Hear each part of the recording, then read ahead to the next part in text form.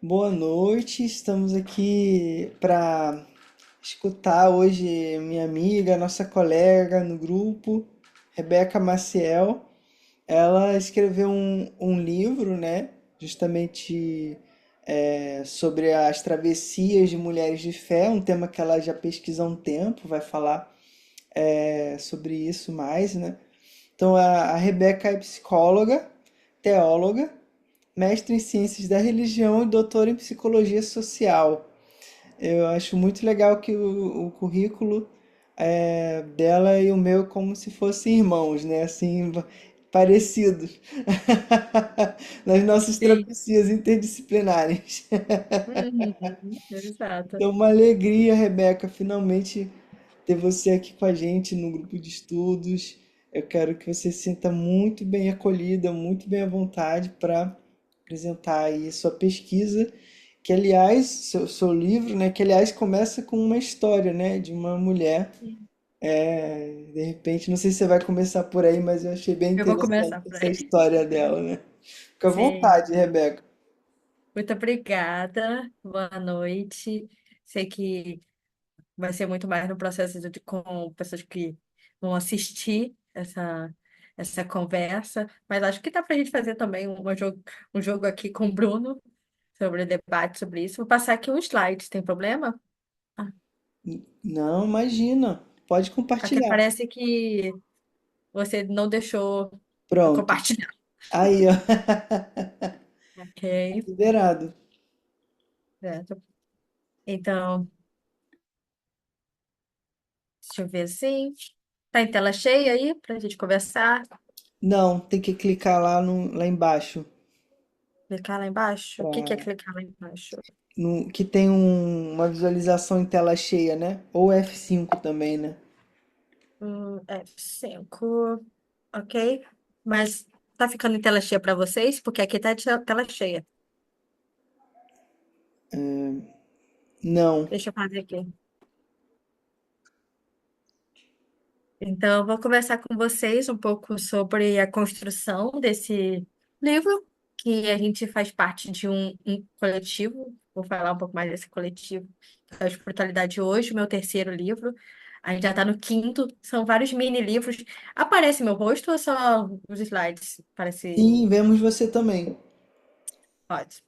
Então, esse livro aqui realmente é um livrinho de bolso, como vocês podem ver. E já temos outros na coleção. Esse aqui é o último que saiu sobre espiritualidade e oração. Temos espiritualidade política, temos espiritualidade em tons plurais, sobre pluralismo. E o da, da Rose, eu acho que era a espiritualidade mística. Então, cada autor vai puxando um pouco pela direção do que se interessa, de forma muito muito pequenininha, né, para a gente ter realmente livros de bolso, né? Então, é um pouco isso que a gente queria propor, a gente poder, pessoas que não querem super se aprofundar, pessoas que querem super ter uma grande complexidade teórica, né? Poder ler, né? Levar no metrô, levar nos cantos, né? E poder ter reflexões, né? Então, a gente está nessa coleção que é Teologia e Religião de Bolso, que é mais ampla, que é organizada pela André Moscoff, e a gente tem essa série, que é a Espiritualidade de Hoje, que cada um fala sobre uma coisa sobre espiritualidade. E o meu livro se dividiu nesses 5 tópicos, né? As minhas travessias pessoais, o que que me levou a esse tema. Depois falando sobre as travessias da espiritualidade no Brasil, né? Um pouco de como esse tema surge no nosso país. Como as travessias aparecem nas relações de gênero, né? A gente vai falar um pouco que gênero não é só mulheres, né? Gênero são relações sociais, né? Como a gente entende ser masculino e feminino na sociedade e como isso implica. Mas o meu foco acaba sendo mulheres. Travessias na saúde mental, então, um pouco sobre como esse tema da espiritualidade aparece nas discussões de saúde mental. E, por fim, eu entro muito mais nas grandes, que é um capítulo mais reflexivo, sobre como pensar esses pontos em comuns. Não sei por que ainda está o cara que fez o slide aqui embaixo, Diogo Martins, ignorem isso. É que eu tô- Mas, enfim. E aí eu começo, né, antes de passar, com um prelúdio, e eu termino com o pós-lúdio, que são duas etapas de uma história que eu boto como se fosse um caso, né? Um caso clínico, que esse caso é uma mistura de... Ele é um relato real, mas ele não é um relato real de uma pessoa, ele é um relato misturado de várias pessoas, de várias escutas, né? E para a gente começar com uma coisa muito prática, né? De como essa temática atravessa as pessoas ao nosso redor, né? Ah, eu vou dar uma de professora, Bruno, pode ser? Claro, fica à vontade. Posso pedir para você ler? Pode sim. A gente variar as vozes, para a gente pensar, né? Deixa eu ver se eu consigo botar meu rosto de volta aqui. Em uma manhã de domingo, Lia estava sentada na igreja, na janela de sua igreja. Estava sentada na janela de sua igreja, uma perna para fora da janela e outra para dentro, como se estivesse decidindo entre os dois lugares. Cair do segundo andar de sua igreja provavelmente não a mataria, apesar de ser seu desejo. No máximo quebraria alguns ossos e poderia dizer a todos: olhe o que a igreja fez comigo, todos os ossos quebradinhos. A sorte podia vir trazendo sobre si a bênção e a maldição de Eutico. Ser morta durante o culto, ter a bênção de ressuscitar e nunca mais ouvirem falar dela. Você conhece a história de Eutico na Bíblia? Não, não estou me lembrando. É quando Paulo fez uma pregação muito longa na Bíblia, tinha uma pessoa que ficou na janela e caiu e morreu durante a pregação do Paulo. Ah, Assim, porque a pregação é tão longa que o cara dormiu na janela, né? E caiu. Mas ele foi ressuscitado por Paulo. Então, é ah, isso, né? A pessoa teve a morte, mas o culto não parou e ressuscitou e ele voltou a pregar, né? Então, é muito curioso como esse passar por cima de um sofrimento, né? uhum, Enfim, eu vou continuar lendo então. Contudo, um pé estava para dentro. Esse pé era infinitamente mais complexo do que o pé que se punha para fora. Afinal, havia um desejo de permanecer. Chorava copiosamente, desejava morrer, mas o pé estava ali. O desejo de pô-lo para fora era grande, mas vinha a dúvida: valia a pena permanecer? O que a faria permanecer? Isaac, um irmão de fé, a encontrou na janela e pede para que ela ponha as duas pernas para dentro. Aproximou-se de Lia, segurou o rosto dela, disse para confiar e respirar fundo. O choro permanece, os pés ainda estão divididos, dentro e fora. Ele permaneceu ao lado dela por um tempo que não dava para ser calculado no relógio. O choro diminuía, e aos poucos o acolhimento a fez pensar em pôr os dois pés para dentro. Movia os dedos do pé dentro das sapatilhas, como se ansiasse por uma decisão, mas temendo tudo que poderia vir depois. Agora não se tratava de um afeto somente de Lia, mas de como seria para Isaac experimentar o suicídio de uma irmã de fé na sua frente. Após um silêncio sepulcral, Lia pôs para dentro da igreja o pé que voava para fora. Sentiu que se o fizesse, seu irmão Isaac sentiria aliviado. Não foi por ela mesma, mas por ele. Ainda se sentava na janela, virou-se para dentro da igreja, olhava as paredes brancas, chorava, mas não dizia palavra alguma. Não era suficiente para fazê-la permanecer, mas só não queria o sofrimento de uma pessoa querida. Vendo a plenitude de Kairos, Isaac se levantou e sai, deixando Lia sozinha. Era como se tivesse certeza de que da fonte dela não haveria mais água para a saciar, mas que também ela não morreria de sede. Um ponto incerto que poderia não se modificar a qualquer segundo e que merecia um estado de alerta. Um medo que não se baseava no sofrimento de Lia, mas na possibilidade de alguém morrer na igreja. Ela trabalhava tanto. Como explicar para o proprietário do terreno? O que falar para os pais dela? Por que ela foi fazer isso? Os pensamentos de Lia esta sobre o que falariam se perderia, se os pensamentos de Lia sobre o que falariam se perderam ao ouvir um som largo. Percebeu então que era Débora e Joana, uma mulher, irmã de fé, com a filha de 2 anos em seu colo. Uma Madonna com o bebê a vendo chorar e pensando em se matar. Tal imagem a perturbou profundamente. Todos os nós sacrossantos, morais e sociais seriam desatados caso ela tentasse pôr o pé para fora da igreja, fora da janela. Por favor, não deixe Joana me ver assim. Ela não tem relação nenhuma com essa dor. Por favor, ela é só uma criança. Isso vai assustar a menina. Ela não vai entender por que a tia Lia, o do porquê da tia Lia está tão triste. Não, eu não sei se consigo mais pisar um passo dentro dessa igreja. Já caminhei milhas tantas que eu não sei. Os olhos negros de Joana estavam assustados como os de Lia, carne da sua carne, auxiliadora idônea. Uma aliança pelo desejo de que algo mudasse. Aonde Joana fosse, era dever de Lia ir. Seu povo era o mesmo povo dela e vice-versa.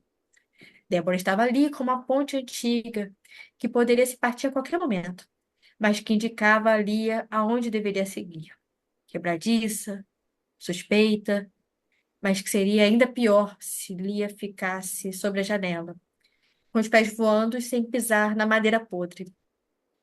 Foi então por isso que ela decide descer, seguir e, em lágrimas, semear uma nova árvore e novas pontes para Joana caminhar sobre.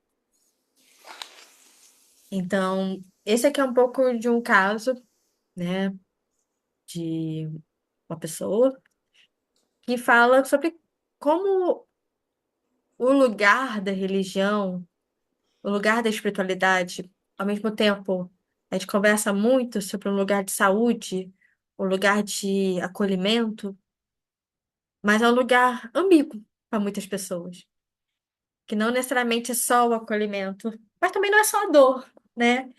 E, enfim, tem vários autores, a gente vai conversar muito sobre autores nessa discussão, que falam desses lugares, né? De alegria e de confusão, de tristeza, de sentir amada, mas sentir julgada, de sentir que ali ela pode ser quem ela é, mas ao mesmo tempo ali é um lugar que vão comentar sobre algo da sua vida, né? E não dizendo que necessariamente todo mundo vai ser ambíguo, né? Mas a religião pode causar isso, né?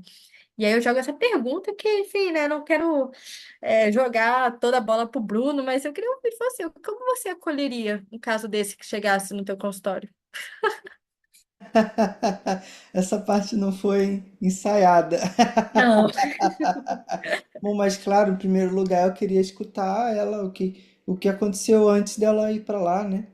O que que são, Sim, e tem uma expressão que você falou, tô tomando relato, né, como algo que chega no consultório.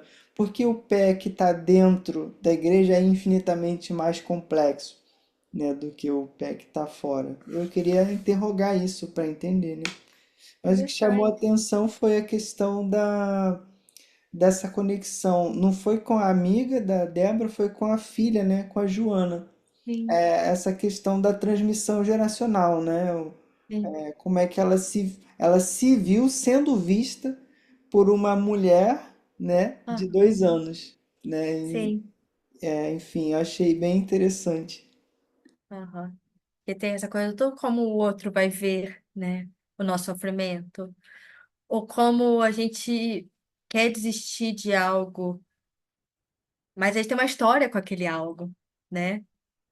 E essa história pode ser muito complexa, né? Então, achei ótimo esse caminhar, né? De querer ouvir as histórias, né? Porque muita gente chega no assunto de religião com histórias que, de certa forma, o pessoal olha de uma forma estanque, do tipo, não desista, ou realmente, se a religião é péssima, desista. E com lugares muito estanques, e a vivência é muito mais complexa do que isso, né? Eu começo com umas experiências pessoais, e aí é interessante que eu trago aqui nesse canto um grupo de irmãs, né? Eu não sei como vocês vão ver, né? Mas você pensa assim, ó, um grupo de irmãs, né? Eu vou falar a história de uma irmã, né? Das experiências pessoais, que se chamou Maria Marta. Essa irmã, que ela foi para o convento porque a mãe dela se suicidou e depois o noivo dela morreu. E ela foi para o convento para ser acolhida, né? Então, olha como a espiritualidade e saúde mental andam juntos. Um tempo depois de passar um tempo no convento, por vários motivos, ela se casou, ela teve que sair do convento, foi obrigada a sair do convento, infelizmente. Até hoje ela se arrepende um pouco. Ela se casou, teve filhos e ela é minha avó. O nome dela é Maria José, né? E o nome de freira era Maria Marta, né? E aí eu trago isso porque ela usou a espiritualidade como um cuidado da vida dela, muito para ela se recuperar dessas mortes muito importantes da mãe e do primeiro noivo dela, né? E isso é uma coisa que a gente ouve o tempo inteiro, né? E eu acho que falar sobre esses assuntos foi uma forma, pessoalmente, de curar essas histórias familiares. Enfim, tem a ver também com a minha caminhada acompanhando mulheres por tanto tempo, né? E aí eu trago também essa mistura, né, daquilo que a gente vê na nossa vivência pessoal, de igreja, de contato de ministérios, e aí a gente decide estudar sobre isso, né? Porque a gente nunca estuda do nada, a gente estuda por coisas que nos atravessam, né? Então, essa experiência minha, vinda da igreja presbiteriana, que enfim, depois o marido da minha avó, né, o meu avô, Sebastião, se tornou pastor presbiteriano, minha avó deixou de ser católica, foi se tornar presbiteriana, né? Nunca de uma escolha dela, sempre foi uma coisa muito familiar que levou ela para esse caminho. E, enfim, a minha família se tornou presbiteriana depois disso, né? E aí isso também foi entrando de, poxa, essa história dessas mulheres forçadas a ter que mudar da sua crença por causa da família, né? Que lugar injusto, né? Então, várias coisas me fizeram querer estudar, né? Sobre esse assunto, fazer mestrado, doutorado. E recentemente a gente começou a construir esse grupo, que é o Espiritualidade Hoje. Nessa foto faltou o Roberval, que também está nesse grupo, faltou o Felipe, que está nesse grupo do Espiritualidade Hoje, cada um trazendo as suas experiências teóricas e pessoais para essa discussão. E como esse aqui é um grupo de estudo, né, eu queria trazer um pouco desse aspecto, eu trouxe agora um lugar um pouco mais pessoal, mas e um pouco mais clínico, né? Mas eu quero trazer também alguns aspectos de estudo, né? De como o aspecto da espiritualidade, nesse termo, vai sendo é, mais presente, não que não se tivesse espiritualidade antes, existia, mas a espiritualidade muitas vezes andava dentro do aspecto religioso, né? Então, por exemplo, a espiritualidade católica, a espiritualidade evangélica, né? E isso é uma coisa que a gente conseguia ver dentro das religiões, mas ao longo do tempo, né? Esse termo espiritualidade foi saindo de só da religião e foi criando uma cara nova, né? Ela continua muito forte ainda das religiões, então eu trouxe aqui muito basicamente um pouco do censo, né, de 2022 que vai dizendo que a maioria da população ainda se vincula à religião, né? Mas a gente tem um aumento agora de 9% da população que se diz sem religião. Mas essa categoria do IBGE, ela é muito interessante porque, enfim, é, sem religião no IBGE não é a mesma coisa que ateu e agnóstico, né? Sem religião são pessoas com crenças que não querem se vincular à religião. Então, a gente fala que a crença, a fé, o sentido de vida é muito majoritário no nosso país, né? E isso é muito importante, pensando para a questão de saúde mental. Como é que a gente vai cuidar de saúde mental das pessoas sem olhar para algo que é tão importante para elas, né? Como é que a gente vai cuidar, e aí um dado também que eu vou atravessar é que mulheres são a maioria em todas as religiões no Brasil, né? Como a gente vai cuidar, fazer a saúde da mulher sem pensar nisso que é tão importante para elas, né? Então, eu trago aqui algumas referências nos aspectos religiosos do nosso país que eu acho que são importantes passar, né? A Revier eu acho que é uma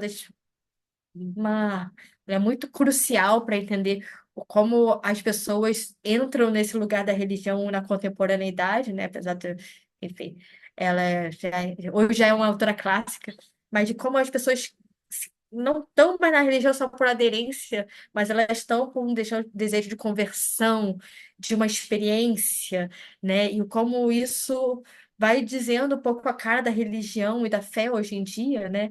Que não é mais só aquilo que foi passado por meus pais, mas aquilo que eu quero percorrer, né?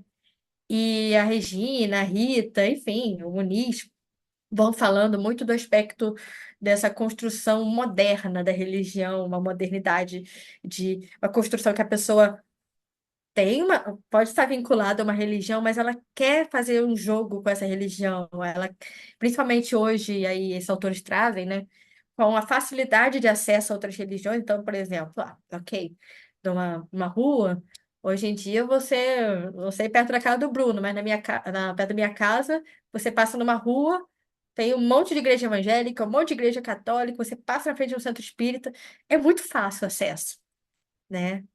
Em horários muito diversos. Temos mídias sociais que falam de religião, né? A gente tem uma grande mudança. Um dos aspectos que fez a mudança religiosa nesses últimos anos foi a tecnologia, né? Igrejas evangélicas indo para rádio, né? E aí depois a Igreja Católica vê que os evangélicos estão pegando o rádio, pegando essa tecnologia, tipo, vamos também, aí os espíritas também, aí faz novela espírita. Então, assim, tem um movimento que facilita a pessoa de dia experimentar, fazer uma reza e de noite ouvir um culto e no dia seguinte está no terreiro, né? Então, isso facilita que as pessoas tenham espiritualidades mais livres, né?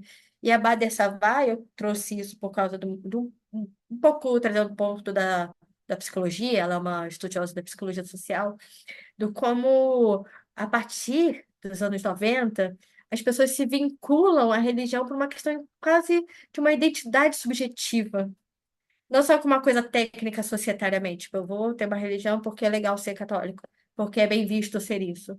É porque realmente isso constrói a identidade das pessoas, né? E a espiritualidade entra nesse lugar mais subjetivo, mais pessoal, né? E ao mesmo tempo, com a sociedade mudando, né? Leonildo, Silvia que é Fernandes e Pita, né? Esses autores que vão falando sobre as mudanças religiosas, vão falando cada vez mais a espiritualidade vai se tornando mais plural e mais do que só plural, mas mais importante para o sujeito. Não que antes não tivesse a importância, mas hoje isso facilita o acesso, né? Se a gente pensar que alguns anos atrás a pessoa experimentava a espiritualidade muito em práticas específicas religiosas, hoje as práticas religiosas estão muito mais fáceis de acesso, né? Até pelo consumo, né? Aqui em casa a gente tem um mini altarzinho, né? Então a gente tem coisas que estão acessíveis a nós para que a gente possa mudar as nossas perspectivas de fé, né? E aí, eu não sei, Bruno, você quer fazer comentários durante? Quer que eu fale tudo? O que que você acha? Pode ir falando, qualquer coisa eu te pontuo aqui, Tá né? bom. E aí, nesse ponto, eu gosto muito de trazer o conceito de interseccionalidade, que é um conceito muito caro para os estudos sociais, isso para os estudos sociais, história, ciências sociais, psicologia, né? Porque o ser humano, ele é integrado em várias facetas, né? Então, a interseccionalidade fala sobre como cada faceta, né, constrói uma pessoa só, né? E por que que eu estou falando disso, né? Porque a gente tem pesquisas que mostram que mulheres e homens experienciam a fé de uma forma diferente. Temos estudos que mostram que pessoas negras e pessoas brancas experienciam a religião de forma diferente. Pessoas de classe média mais alta ou uma pessoa mais empobrecida experienciam a religião de formas diferentes, né? E isso tudo vai se misturando nesse balaio da experiência da fé, né? Então, se eu estou num bairro que é mais fácil, por exemplo, a gente sabe que o grupo espírita é um dado do IBGE, né? Isso é bem fácil de se ver, né? É uma região muito de classe média, né? De classe média alta e etc. Então, se você é num bairro que você tem mais acesso ao espiritismo do que outra religião, né? Sua vivência espiritual vai ficar mais fácil de ir para essa direção do que para outra, né? Então, por exemplo, a pessoa é cadeirante e a gente sabe que tem muita mídia digital de evangélicos, de católicos, essa pessoa vai se aproximar mais dessas religiões do que uma religião que você precisa ir atrás, né? Que você precisa ir fisicamente, né? Então, tudo isso, né? Sexualidade. Eu vou numa religião que acolhe minha sexualidade ou não. Então, isso tudo vai fazendo que todos esses pontos entram no jogo do como se vive a espiritualidade, né? Então, olhar a complexidade humana, e principalmente quando a gente fala de saúde mental, né, que a gente olha para o máximo possível que pode afetar a fé da pessoa, isso chega, né? Eu vou dar um exemplo muito simples, que não é um caso clínico, enfim, foi um caso do meu doutorado, não vou também especificar nada, mas de uma moça que eu entrevistei, que ela falou que na igreja dela, ela é uma mulher com cabelo crespo, né? E que sempre tinha uma senhora todo domingo dizendo: Ai, que cabelo feio, por que que você vai assim com esse cabelo para a igreja? Ai, porque você fica na frente dos outros, né? E, e como essa questão racial fazia ela sofrer dentro da igreja dela, né? Mas ela queria estar naquela igreja, ela tinha um monte de ministério que ela trabalhava, né? Mas ela queria assistir o culto e a racialidade dela batia de frente com essa senhora, né? Então, e isso aparece no consultório, né? E eu perguntava se ela conversava sobre isso na igreja, e ela falava, ai, não sei se eu me sinto à vontade, né? Mas eu consigo falar isso com o meu psicólogo, né? Então, tudo isso entra, né? E quando a gente fala de gênero, né? Gênero é um termo, que aí eu trago aqui algumas autoras que falam também sobre gênero, é um termo que a gente fala sobre como as pessoas olham para os nossos corpos e definem como eles devem se comportar mediante aos órgãos genitais, né? Então, pessoas com pênis têm que se comportar de uma forma, pessoas com vulva devem se comportar de tal forma, e essa construção, né? Isso é o gênero, né? E o como o gênero pode ser apenas uma característica, mas na nossa sociedade o gênero constrói hierarquias, né? Hierarquias de se você nasceu com vulva, você não pode ser tal líder religioso. Se você nasceu com um pênis e tem uma construção social masculina, você vai poder ensinar sobre religião e às vezes outro não, né? Então acaba que isso também afeta como a pessoa experiencia, né? Aí eu trago alguns trabalhos clássicos sobre isso, né? Da Sandra Duarte de Souza, que ela faz esse mapeamento, né? Sobre por que que mulheres vão para a igreja, e é muito interessante como ela faz esse mapeamento, e ela fala como a maioria das mulheres que vão para a igreja, tem um estudo que também a Fernanda Lemos fez, né? Que homens normalmente vão para a igreja por questões de sentido de vida pessoal, né? Mulheres normalmente vão para a igreja porque alguém da família ficou doente, porque ela quer reconstruir o casamento, porque ela quer encontrar um marido. Normalmente são demandas sociais que levam normalmente mulheres para a igreja, né? E isso é uma coisa que se confirmou no trabalho da Maria das Dores Campos Machado, né? Tem um estudo muito clássico, né, em 2005, que ela entrevistou mulheres pentecostais e falou assim: o que que vocês procuram numa igreja? Aí algumas falavam assim: eu estou procurando um marido que não beba demais, né? Que nem meu pai, e eu acho que na igreja pentecostal vai ser assim. Então tem uma demanda que não é só subjetiva, é societária, né? E não dá para não olhar para isso, né? A Fernanda Lemos, ela fez um estudo nisso no espiritismo, né? Ela fez um estudo de como as pessoas é, vão para experiências diferentes, né? Mesmo com classe média mais alta, né? Ela falando que no espiritismo acaba que muitas mulheres vão por uma questão de estudo, né? Tipo, eu estudei e isso fez sentido para mim, né? Mas eu fui e quis levar minha família. Homens normalmente vão lá, estudam e não necessariamente querem levar a família para a religião, né? Então, eu estou falando como essas travessias afetam, né? E na hora de um olhar complexo sobre o ser humano, a gente precisa colocar esses pontos de vistas, né? E não é uma questão de, eu vou falar sobre feminismo, eu vou falar sobre raça.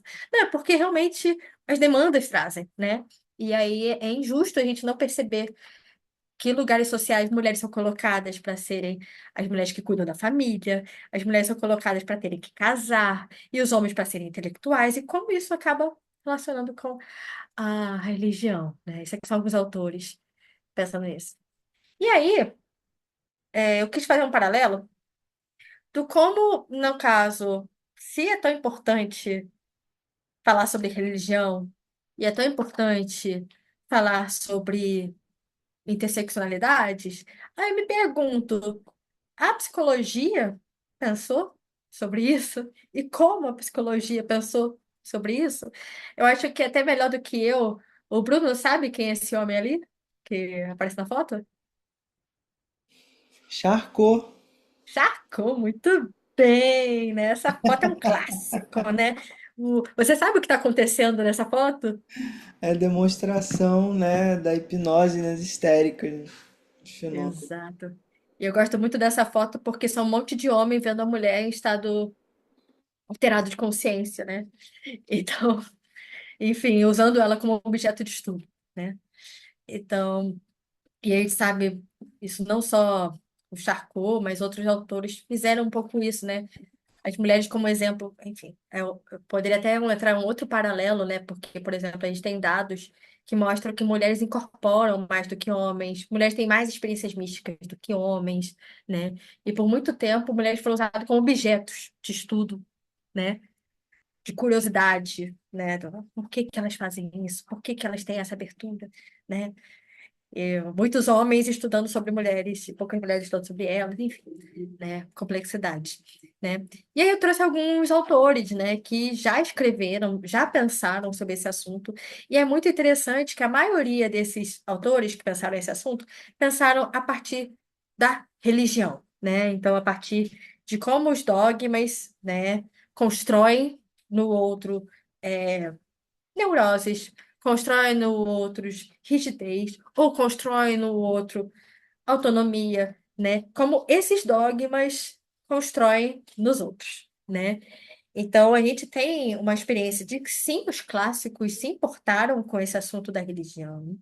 Sim, os clássicos. Eu sempre trago é, é, enfim, os clássicos clássicos mesmo, né? Então, eu botei aqui, e aí o Bruno pode até me dizer muito melhor do que eu, né? Eu botei aqui 5 livros do Freud que mais diretamente falam sobre esse assunto. Aí aqui tem Totem Tabu, aqui tem o Monoteísmo, tem. Ai, que agora de cabeça não vou lembrar todos Atos certo, obsessivos e práticas religiosas, práticas ou de uma religiosas. ilusão e o mal-estar na cultura. Isso, são textos que realmente dizem mais da cara sobre esse assunto. Isso não significa que em outros ele não falou, né? Hum. Da mesma forma que todos esses autores que eu estou botando aqui, eu falo de livros claros que falaram sobre religião, né?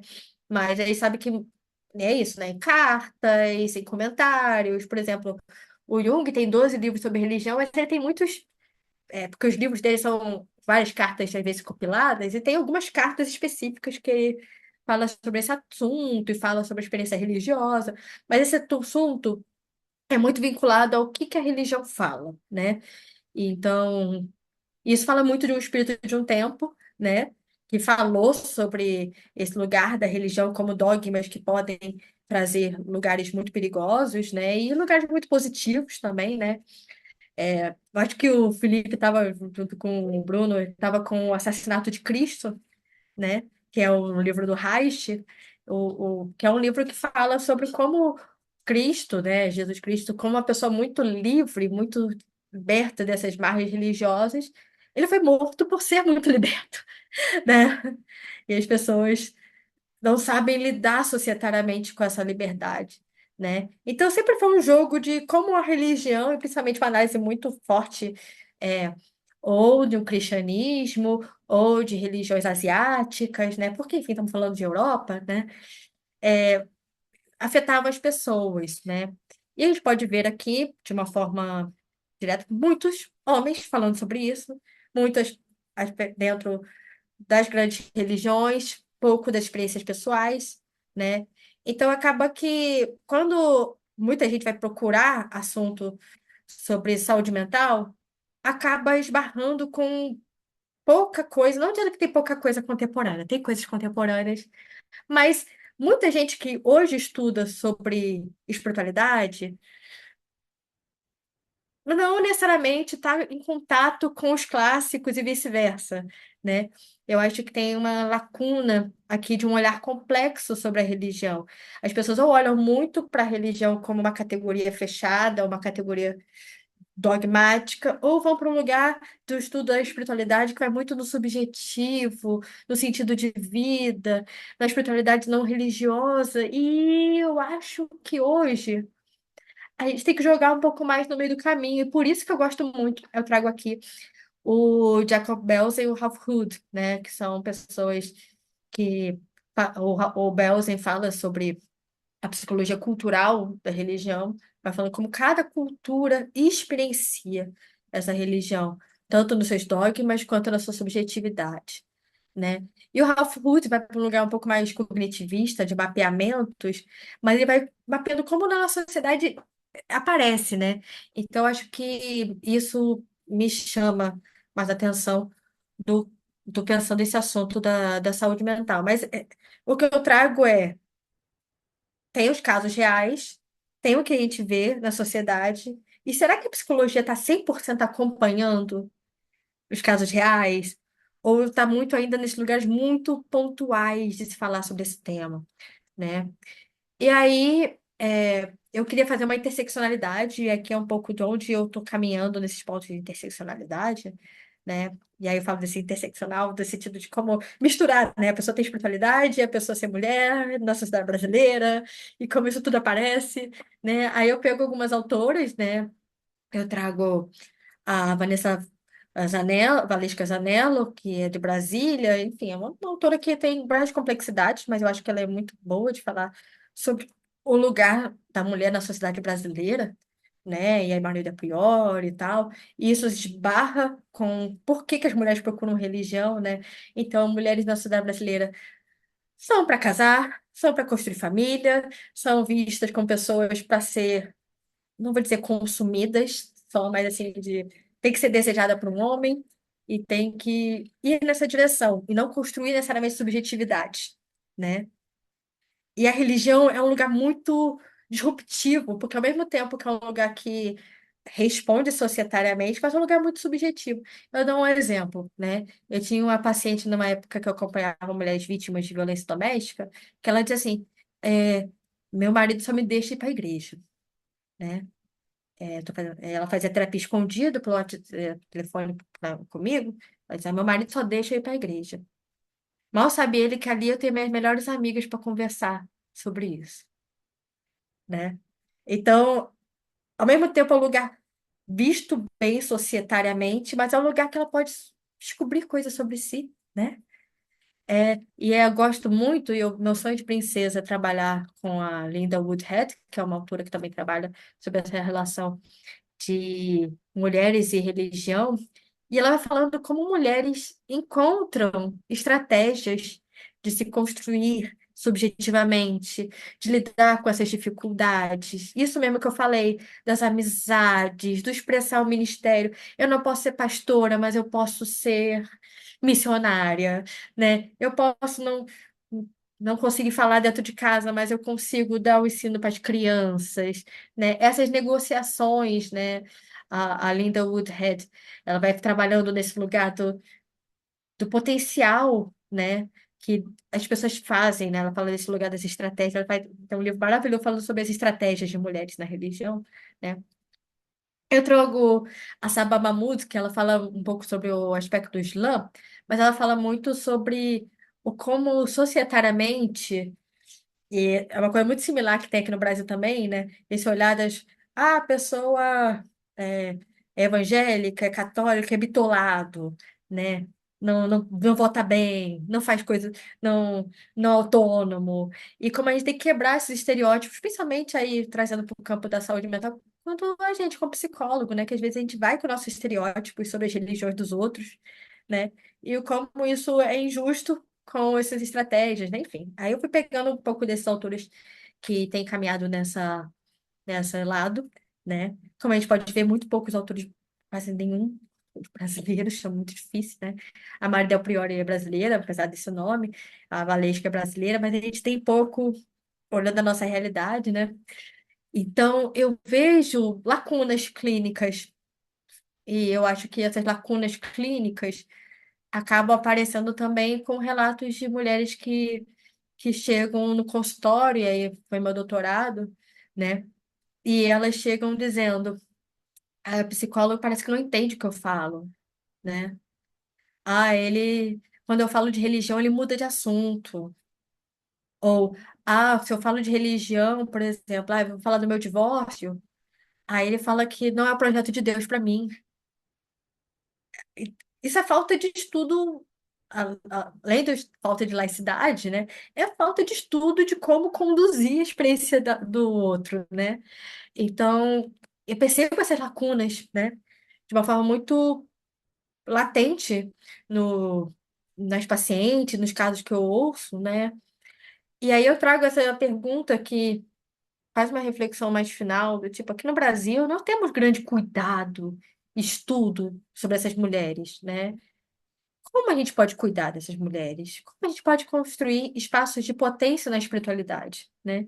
Porque muitas delas não querem sair dessas religiões, né? Elas não querem, elas querem que aquilo ali seja um lugar possível. E se tiver acontecendo violência, de como conduzir essas violências, né? Para que elas saibam caminhos possíveis, né? Porque também é muito comum, né? A gente acompanha pacientes que digam assim, nossa, é, o, o meu pastor não lida bem com isso, por exemplo, por causa do divórcio, né? Não fica me dando, você tem que recasar, tem que recasar, tem que recasar, não lida bem com isso. Mas eu gosto tanto de ir pro culto, né? E ao mesmo tempo, não é dizer, não, se silencie, finja que isso não está acontecendo. Não, tenha resistência. Não é isso. Mas ao mesmo tempo como é que você pode vivenciar a tua fé? Como você pode falar isso com o teu pastor? Como é que você pode construir lugares que acolham o momento que você está, que é de uma mulher divorciada, né? Enfim, né? E aí eu faço essa pergunta muito pessoal, né? De como trazer essas informações a fim que essas pessoas tenham vida, né? Elas possam ter uma vida melhor, que eu acho que é o grande objetivo da terapia, né? Enfim. Então, um pouco desse lugar, eu não vou ler o pós-lúdio para vocês. O pós-lúdio é surpresa, que é uma continuação da história da Lia, né? Mas é um pouco dessa reflexão ampliada que é a minha pesquisa e que eu me debruço e eu estou à disposição por e-mail. Meu Instagram é rebeca, com dois seis, maciel.psi. E é isso. Quero ouvir um pouco do Bruno, enfim, e quem quiser e for ver o vídeo, também fique à vontade de tirar essas dúvidas comigo. É isso, obrigada. Muito obrigado, Rebeca. Como Oi, Ju. Oi, Lilian. Eu travei. maravilha. Bom, como bom inaciano, eu destaco 3 pontos, né? Oi, bem-vinda, Nília. Graciano faz isso porque presbiteriano também faz isso, né? Ah, é? O primeiro é que o seu próprio estudo está articulado em torno de 3 eixos, né? São as mulheres, a religião e a saúde mental. E cada um desses temas por si só é imenso, né? Quando você faz esse recorte, esse triângulo, né, brota alguma coisa disso que é muito interessante, não é? Você como essa dupla formação, psicóloga e teóloga, também com a passagem pela ciência da religião e a psicologia social, consegue, e a sua trajetória pessoal, consegue delimitar uma questão que nem sempre aparece, que é quem é essa maioria, né, que são as mulheres religiosas e como vai a saúde mental delas, né? Então, acho que o seu recorte foi muito feliz no sentido de dar voz para isso, não é? Que aparece. Tem até uma pessoa no grupo que estudou a questão da violência contra a mulher nas igrejas, tem gravado, se eu não me engano, foi a Luciana. E ela ia até as igrejas, escutava, né, as pregações e depois analisava, né, aquilo que era falado, em várias situações assim de precarização da saúde mental, né? E muito discurso de culpabilização. Se alguma coisa está errada, Lá onde eu dou aula na FESO, eu orientei um trabalho desse que até a gente apresentou no Maranhão, hum, né? Enfim, foi um trabalho que até ó, é, recebeu menção honrosa sobre questão olha de violência só. doméstica em mulheres, no caso das mulheres evangélicas, né? Mas é uma área que realmente é bem importante, né? E graças a Deus tem gente estudando esse assunto. Você mencionou que chegou a trabalhar com mulheres que sofreram violência. Como foi isso? Foi um projeto? Foi o surto da pandemia. Hum, Brincadeiras à parte, né? Na época da pandemia, eu queria me engajar em algum projeto social. E aí eu acompanhei dois projetos, né? Um é o Mapa do Acolhimento, que é um projeto grande, né? E um outro era sobre mães, né? Na época de pandemia. E esses dois casos, né? O Mapa do Acolhimento é só sobre violência doméstica. Nesse de mães era geral, mas era muito caso também de violência doméstica, né? E na época eu queria fazer algum trabalho social, né, que eu pudesse ficar de casa, mas eu pudesse ajudar um momento hum, tão sensível, né? hum, Enfim, foi uma ousadia que bem no início da minha clínica eu fui para hum, essa direção, mas também eu comecei a atender mais mulheres por causa entender mais mulheres vítimas também, porque o meu mestrado, que foi na UMESP, eu estava com a Sandra Duarte de Souza, e a gente tinha uma parceria com a Delegacia da Mulher de lá, né?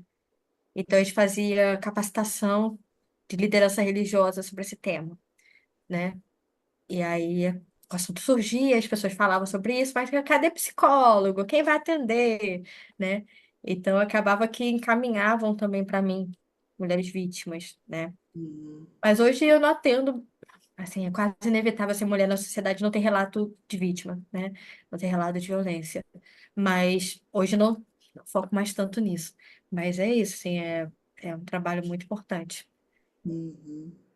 O segundo ponto que eu achei bem interessante na sua apresentação foi o que você colocou as referências, né? Não foram bem os temas, mas você traz as autoras, os autores que trabalharam, né? De algum modo. Então você fez um recorte bibliográfico também bastante claro e que te dão uma certa autoridade, né? Foi baseado na sua tese, em certo ponto, se eu entendi bem, né? Ou na dissertação, um pouco Foi mais na diferente. minha dissertação, mas eu fui botando Mas, pitadas da minha tese, né? aham, Fui aham. botando É assim, a pitadas. gente vai desenvolvendo a pesquisa e vai, né? Exato. Exatamente. Aham. E eu achei bem interessante. Não sei se de repente você pode comentar de todas essas autoras, todos esses pesquisadores que você encontrou, alguém se destacou assim como, nossa, aqui realmente foi um rastro assim de. Alguns, eu acho que é porque depende, né? Eu fui atrás da Sandra Duarte de Souza lá em São Paulo, né? Hum, Então, ela era a autora referência e eu fui atrás dela, né? Então, ela foi uma pessoa muito marcante para eu estudar sobre essa temática, né? Ela foi uma das pioneiras do Brasil a estudar gênero e religião, hum, né? E não na campo de saúde mental, mas eu acho que o fato dela ver essas experiências, né? Eu acho que isso me chamou muita atenção, tipo, caramba, tem gente olhando para essas vivências, né? Isso é legal, né? Eu acho que os textos de questões sociais da religião mexeram muito com minha cabeça na época também. É, Leonildo Campos, enfim, todo o pessoal da grande ciência da religião. Tem um livro que eu acho que quando eu li a primeira vez, é que tem uma coleção, até saiu recentemente, que é um do Faustino com a Regina Novaes, que eles hum, comentam o censo, né? Então, hum. eles já comentaram o censo de 1990, depois o de 2000, 2010, agora saiu o último Nossa. censo. Então, eu comprei na pré-venda o livro, para você ter noção. Esse livro mudou a química do meu cérebro, né? Ele me fez olhar o Brasil na complexidade dele, tipo, caraca, é muita Olha. coisa. Você foi orientando do Faustino? Não, eu descobri a ciência da religião vendo os posts dele no Facebook, mas ele tinha se Ah, ainda bem. Nossa, aposentado. Mas foi meu professor de mística comparada, Thomas Merton, foi muito bom. ele é uma figura mística. Eu vejo o Faustino, eu fico, caraca, é o Faustino. Então eu tenho uma grande admiração pelo trabalho do Faustino, tanto no aspecto da mística, como esse olhar sensível à espiritualidade brasileira, que eu gosto, Hum, né? Que isso também fez muita diferença para mim. E a Linda Woodhead, ela realmente foi uma autora que olhou para essa vivência como. Não, os livros dela não têm português, isso que me irrita, né? Eu tive que, na época, eu traduzia tudo no Google Tradutor, e aí eu não tinha IA, né? Então eu ficava traduzindo o livro dela. Caramba, essa mulher vê a potência de autonomia das mulheres. E eu acho que isso, para a gente que é psicólogo, né? Porque a gente ouve nossos pacientes querendo que eles vivam melhor, né? De alguma forma, se conhecendo melhor, vendo caminhos de lidar melhor com a sua própria história, né? Então, isso me marcou muito. E, para fechar, eu sou muito fã do Jacob Belzin, né? Eu tenho um texto que até eu falei no sábado, na mostra do Conselho, que eu amo, que eu digo para todo mundo, que eu não sei se você já ouviu, é Inclusão dos Excluídos. hum, É um livro sobre como o Brasil olha a psicologia brasileira lida com a religião. É um artigo pequeno, de 7 páginas, mas esse artigo é o artigo que do cravo. Jacob von Beltzin, né? Ó, Hã? do Beltzin? Belsen. Olha, eu vou procurar. Foi traduzido pelo pessoal da USP. Então, não faz muito tempinho.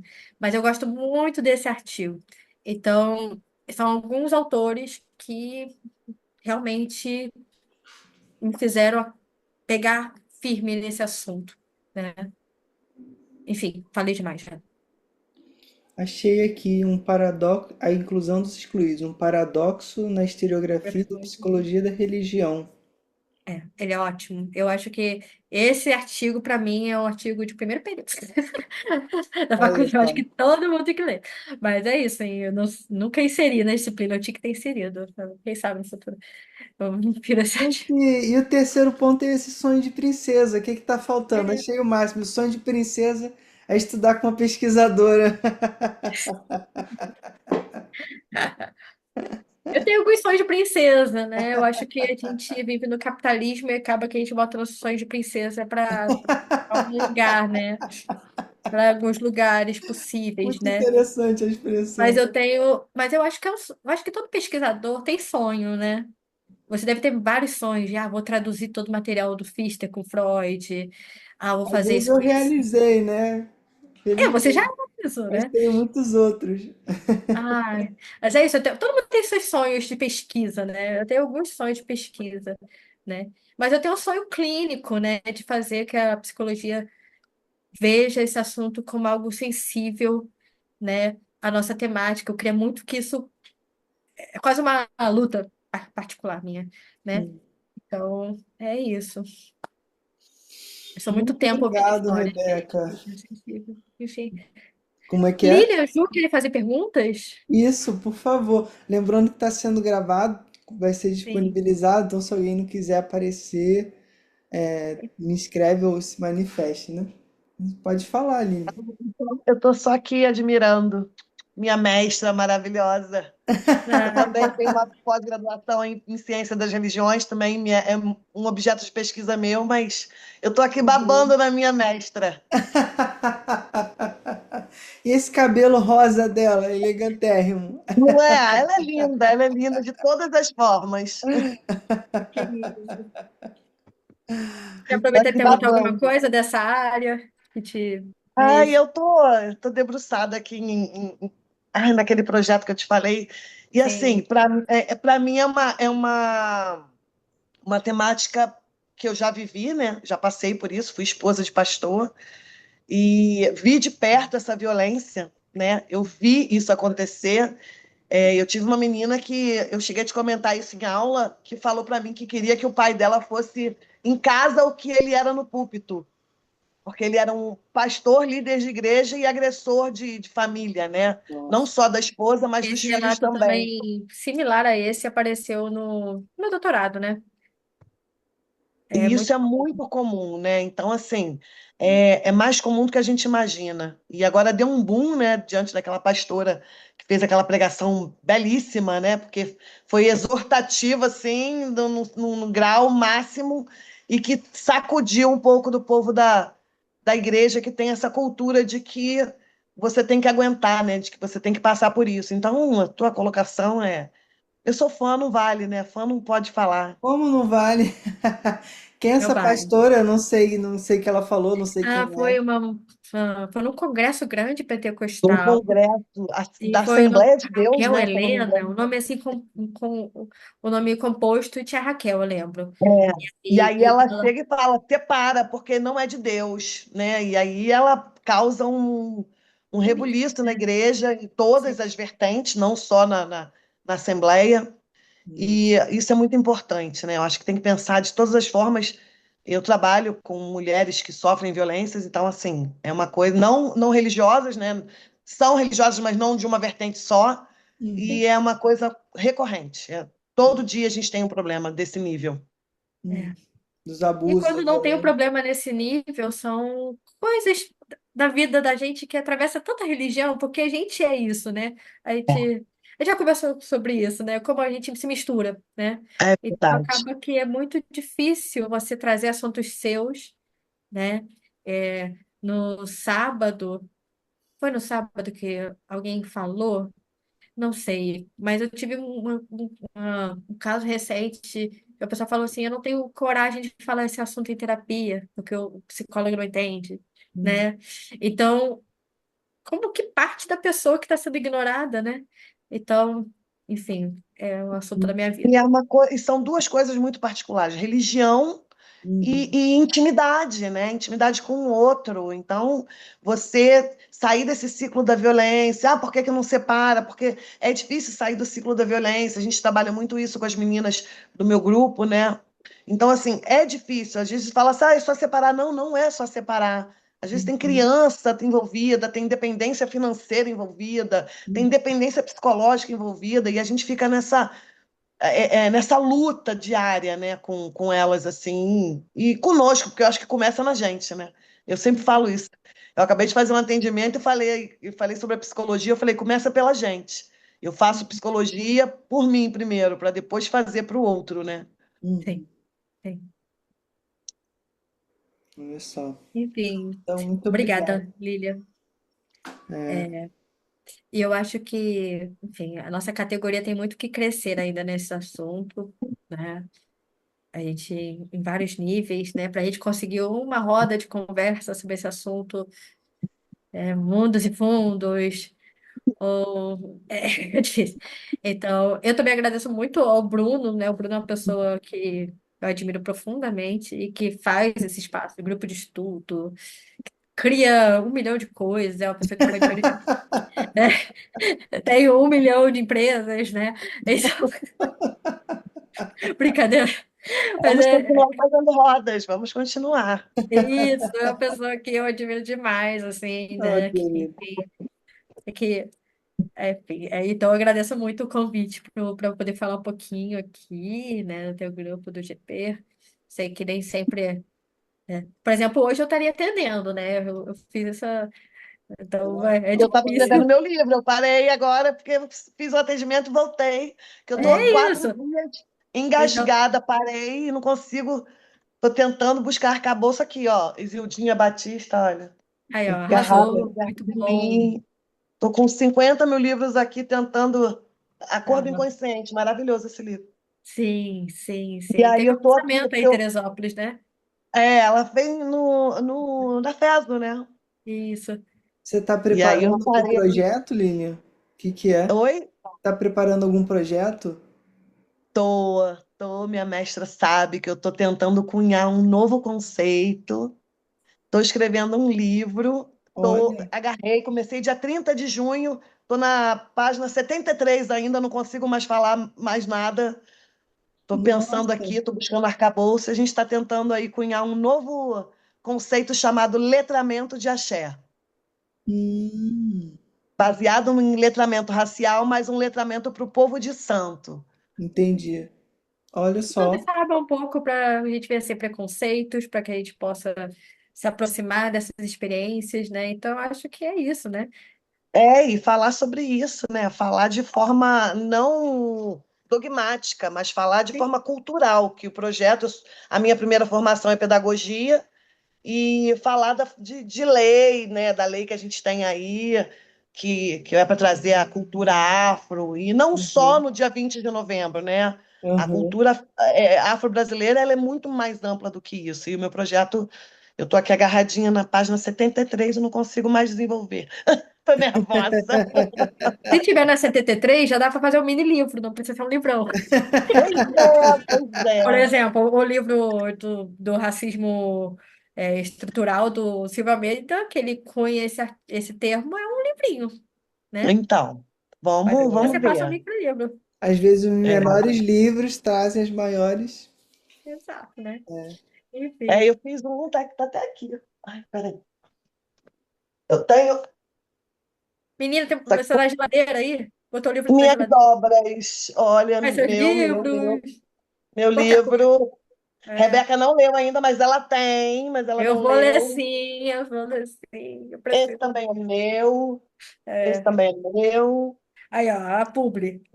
E aqui e esse aqui são coautorias da Academia de Letras do Brasil, no qual eu faço parte, cadeira 39, sou imortal da Academia de Letras do Brasil. É isso aí, E aí eu arrasou. tenho 6 poesias aqui, três aqui nas antologias. Propaganda, propaganda. Mas Enfim, agora o passa a projeto propaganda do esse meuzinho, livro pequenininho. E eu agradeço que muito. eu tenho também, Eu fico. mas estou estudando, estou de férias, mas ó, Eu não estou tá que é estudando nada, isso? não. Eu Confesso, estou com confesso aqui na mão, porque a gente vai Bora escrever, apresentar. lançar, eu e a Rebeca, nós É, vamos lançar um artigo agora no sobre o Confesso. letramento de até e a gente vai levar para o Confesso, se Deus quiser, se Deus nos permitir esse Vamos aí. trabalho aí. É isso aí. Projetos. Não, vários projetos, vários, vários. A É, gente tem que. Eu aprendi uma coisa, Bruno, a gente tem que se associar a pessoas que acrescentam na nossa vida. E eu Com achei a certeza. Rebeca, assim, a Rebeca, desde o primeiro período, a gente, graças a Deus, a gente teve uma energia boa, né? sim. E eu falei, cara, eu quero essa mulher do meu lado. Ah, mas primeiro período que é da faculdade, psicologia? Sim, sim. Ela é minha Ah, mestra, minha sim, professora. entendi. Olha só, Rebeca. É. Então você aí Eu falei, construindo o não, caminho de eu quero pra pesquisa. mim, não vou deixar ela fugir nunca mais. E aí a gente vai construindo, vai continuar construindo. Acho legal Psicologia isso, social, não foi? Psicologia social, né? mídia social. Ah, Aí, enfim, é Guri. dar estágio, aí, enfim, muita Aí foi coisa. minha orientadora de estágio. É, é isso. Agora ela fugiu. Eu fugi? Não, não vou. Projetos, projetos. Não, Ai, é mas eu porque. adorei, Bruno. Obrigada pela oportunidade de estar Que aqui bom. ouvindo você, ouvindo a minha maravilhosa mestra aí, que é O incrível. Bruno é o rei da psicanálise e Oh, religião. meu Deus. Ele é literalmente aqui, ó, PhD. E você não é só É, PhD, né? Você tem pós-doc, inclusive, né, já? análise na veia, né? Isildinha É. Batista. Então, esse cara aí, siga ele também. Siga o Ludinei. Como uma boa pedagoga que sou, ó, Paulo Freire, eu estou É isso estudando, aí. gente, eu estou escrevendo um livro, a gente tem que, ó, tem que estudar. Pedagogia da Obrigada. autonomia é maravilhoso também. Estou aqui, estou estudando e estou tentando. Obrigado por essa Arrasou. noite, gente. Foi bom Obrigada, escutar adorei, vocês, obrigada. né? E nunca é pouco a gente se conscientizar, né, dessa questão que acho que é uma das mais gritantes na sociedade hoje, né? Pelo menos aqui no Brasil e no mundo a gente tem visto tanto, né? Crescimento É, feminicídio. Eu tô tomando, muito. como que chama? me energizando para assistir um documentário sobre a machosfera na Netflix. Olha, é difícil assistir, é bem difícil, mas eu tô me esforçando, vendo pouquinho em É pouquinho importante. pra Pô, gente ter é uma o quê? É noção. série? É Não, um um documentário documentário. sobre essa. Você Red já viu, Pill? Rebeca? Eu ainda não vi porque é isso, eu não tenho estômago ainda, É muito né? difícil, é bem É, difícil. É o quê? Sobre Red Pills? é. É, Ai, É mais do que o Red Pill, é toda essa machosfera, né? Porque o Red Pill é é um mais, grupo dentro desses grupos é um grupo maior, de é. centramento masculino e diminuição das uhum. mulheres, né? É, o que eu Então, tava pesquisando tem uma loucura tal, gente, que tem homens que não, grupos de homens que nem ao menos aceitam transações financeiras com outras mulheres, então só vão até Sim, homens.